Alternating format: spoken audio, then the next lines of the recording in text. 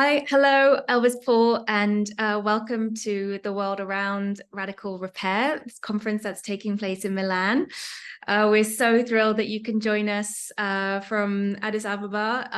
Can you say a few words of introduction, and we'll get into the conversation?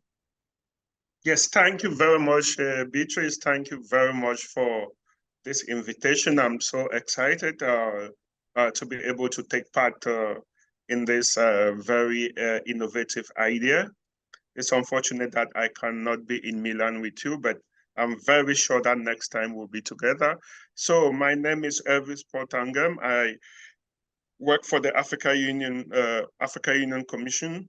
I'm responsible for sustainable land management, and I'm managing the Great Green Wall Initiative, which is one of the Africa Union flagship programs with the objective of enhancing sustainable management, land restoration in the dry lands of Africa. And Beatrice, when we talk about the dry lands of Africa, we are talking about 60% of the 30 million kilometers landmass that is Africa. Yeah. So, Thank Elvis, you. when we first thought about the idea of radical repair, the Great Green Wall Initiative was one of the first projects that came to mind because it is just such an immense and ambitious program. It's so all-encompassing. It delivers so much about what architects haven't achieved so much of in the past, which is radical change. And I wondered if you could first start with explaining a little bit about the conditions that are in the desert regions of Africa in the Sahel. Can you explain what's the context and why did we need to have the Great Green Wall Initiative? Thank you very much, Beatrice. I think it's imperative for our audience to understand the challenges of extreme climatic conditions in the Sahel. First of all, the Sahel, as you know very well, is a huge landmark of over 700 to 800 million hectares of land, and it crosses across the continent and is the threshold, the southern part of the Sahara Desert.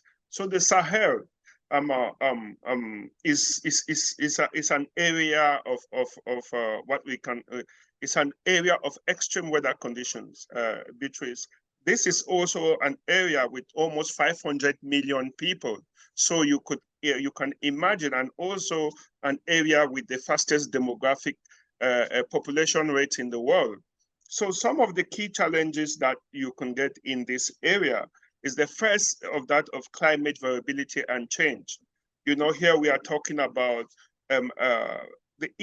climate change is directly impacting the Sahel, you know, and this started right in the 70s and in the 80s. Here we'll talk about land degradation and desertification. Being at the front line of the Sahara Desert, the Sahel is hit by the extreme conditions that you could find in the Sahara Desert. You know, so we are talking about land degradation. We are talking about manifestation of drought and dust storms that is impacting the lives and livelihood of this over 400 to 500 million people. We are talking about extreme rains. You know, Beatrice, we usually have about, you can have 200 millimeters of rainfall in 2 days. And then that will be the end of the rainfall for the next months or almost a year, as you can see in the Horn of Africa, which is part of the Sahel. And then you have a temperature increase. The impact of climate change is exacerbating the fluctuation of temperature in this region. We are talking about an area which has seen about 1.5 times increase in its temperature. The increased temperatures is a huge challenge in the Sahel. You know, other challenges that you have is issues to do with loss of, and I think when you put extreme weather conditions, extreme rainfall, extreme drought, and then you can look at the short and the long-term impacts. The long-term impact and the short-term impact is loss of biodiversity. Beatrice, we are talking about an area where almost 70 to 80% of the population depends on perennial agriculture.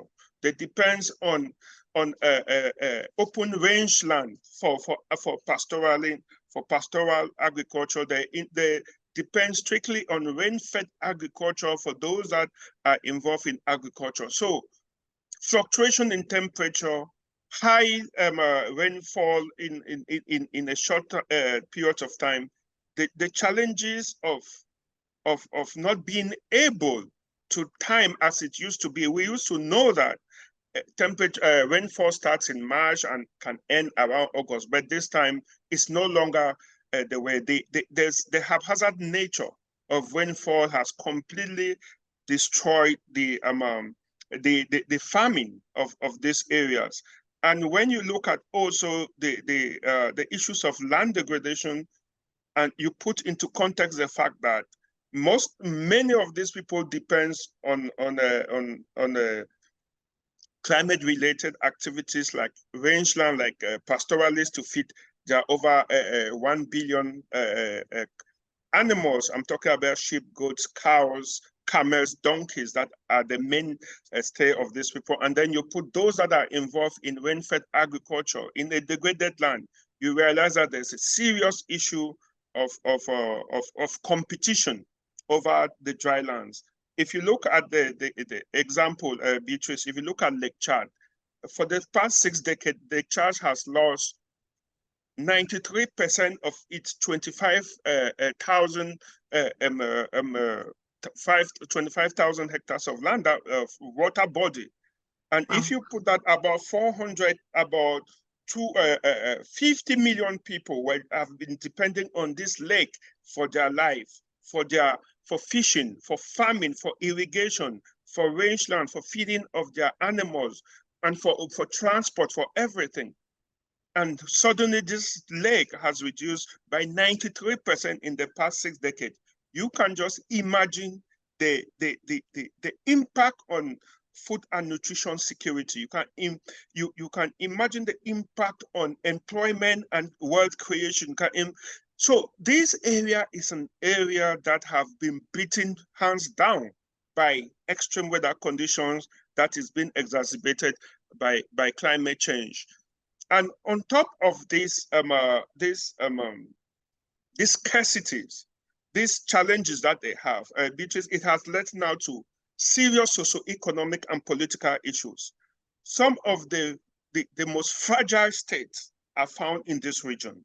If you look at Niger, you look at Chad, you look at Burkina Faso, you look at Mali, you realize that the issue of conflict, the issue of conflict in this region is caused by the complete destructions of the systems, the agricultural and the food systems in this region. I know you are in Italy now, Beatrice. Last 2 weeks, we had Lampedusa, a small island, receive over 10,000 migrants. And our statistics show that most of these migrants come from the dry lands of Africa, from Somalia, from Eritrea, from Ethiopia, from Sudan. And then if you look critically, you see that most of these areas are also impacted by serious long conflict. If you look at the Darfur region, the main problem in the Darfur region that underlines the state fragility in Sudan today is the conflict between the farmers, the indigenous farmers, and the graziers, that because of the dwindling, the shrinking of the pastoral rangeland, the shrinking of water bodies, and the shrinking of fertile lands. You know, so the climate change has direct impact on these social factors. That is why young people in the Sahel, they have two options when their livelihood has been destroyed. You either migrate to the nearby cities, or you migrate through the Sahara Desert and you look for greener pastures in Europe, or you join the other people fighting, or you join the ACME, the terrorist groups that have found a very fertile land for recruitment of young people, terrorist groups, bandits. So these are all linked to the fact that climate change has exacerbated serious fluctuation in the weather that the people can no longer master as it used to be yesteryear. So the Sahel is a huge challenge today, and that is why the Great Green Wall was created in 2005. You know, many of these states have been working to through isolated or national programs and projects to combat these extreme weather conditions, but it has not been working because such a huge project, such a huge problems as I described cannot be handled by one country. So that is why the heads of state of the continent sat together and said, look, we need to do something together. So that is how they created this Pan-African Sustainable Land Management and Restoration Initiative called the Great Green Wall. And Elvis Paul, that, and in a nutshell, how would you describe, so all of these Pan-African countries have come together, it has to be addressed as it's a worldwide problem, as you said. There's an interconnectivity between what happens in the Sahel, what happens in Milan, what happens all over the world. It's impossible to disconnect all of these activities, and they're all related, of course, together. Could you explain really succinctly what is the Great Green Wall? What is the hope for the Great Green Wall? And what exactly are you, how much progress has been made so far? Look, the Great Green Wall is a program, is a radical. Not a wall. It's not a wall. It's a huge, enormous master planning vision.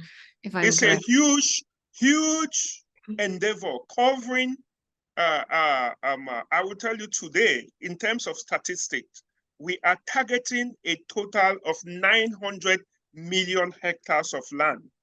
In the Sahel and the Sahara region, we are targeting almost 800 million hectares of degraded land, and also land that we want to bring in degradation neutrality. In the Southern Africa region, we are targeting 220 million hectares of degraded land. These are lands that are around the Sahara region, the north and south of the Sahara, and these are lands that are found in the southern region, in the Kalahari and the Namib Desert. So that is how huge the whole idea of the Great Green Wall is. And the activities that we are doing at Beatrice is everything to do with land restoration. We are doing agroforestry, we're doing climate smart agriculture, we are doing forestation and afforestation, we're doing sustainable rangeland and pastoralist practices. We are introducing energy transition, because as you know, this area itself is not very poor in terms of natural resources. The Sahel itself is very rich.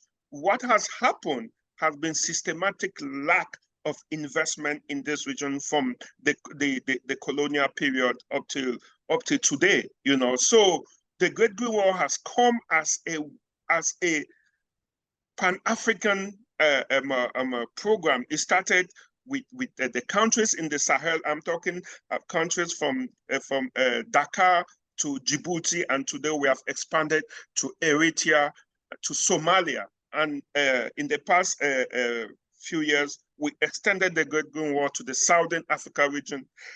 That is 85% also dry and has been battered by the incidence of extreme weather conditions. So the Great Green Wall is all about working together. 35 member states of the African Union working together to push sustainability, to work together to have a common vision, a common pathways through which they are going to combat these extreme weather conditions that has led to desertification, a complete destruction of biodiversity, destruction of rangelands, and it's causing these climatic challenges has become existential threat. They appeal existential threat to the very existence of many of our member states. You can look at what is happening in Sudan and everything that's happening in Burkina. You can't separate that. And look, Beatrice, I have to come back to this issue of migration. Many people in the West don't understand what is happening. Many people just think that these are just young people that just want to take adventures. No, these young people have no choice. What are you going to do when your animals are dead, when your community is under conflict, when you can no longer go to school, and when you can no longer work and you cannot do anything? For us, for these young people, Beatrice, is a matter of honor. For us as a young man, your honor comes from how do you feed your mother and your young ones and your father. If you cannot do that, you are better be dead. And so I go to the Sahel, to Niger, to Zander, to Agadez, where these young people, the principal routes that young people take to go to Europe. And they tell us, bro, look, we are already dead. So going into the desert and crossing the Mediterranean Sea, we choose how we are going to die. Either we're going to, and you can't stop them. Bring them back and they will go back because there will still be no opportunities for them. So I think this is a clarion call for those who are listening to me this evening to understand that the challenges of climate change and the impacts of climate change can not be ignored. Africa might be receiving the huge impact of climate change, but it is good to mention that Africa itself, when you look at carbon emissions, Africa is below 4%.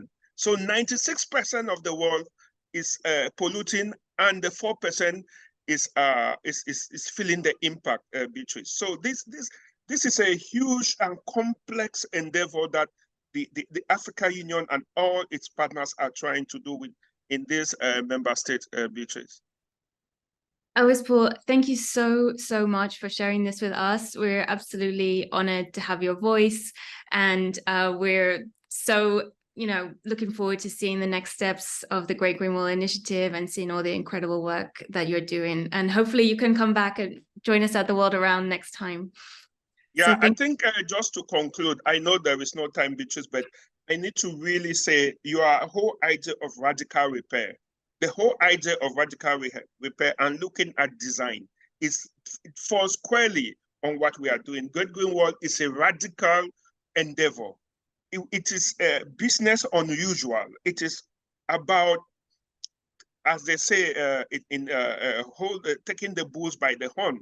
So the whole idea of radical repairs resonates very much, and the whole idea of design, as you were saying, and architecture lies at the heart of the Great Green Wall, because we needed to change the thinking and we needed to bring innovation, change the design of how countries were doing things, and be put in front bold, innovative, fearless design. And we, as Thomas Sankara said, we are daring to reinvent our future. Yeah, it was good to put this into the context of the radical repair and the design and architectures that you'll be discussing in this event, Beatrice. Thank you so much, Elvis Paul. I'm going to do a little clap from here.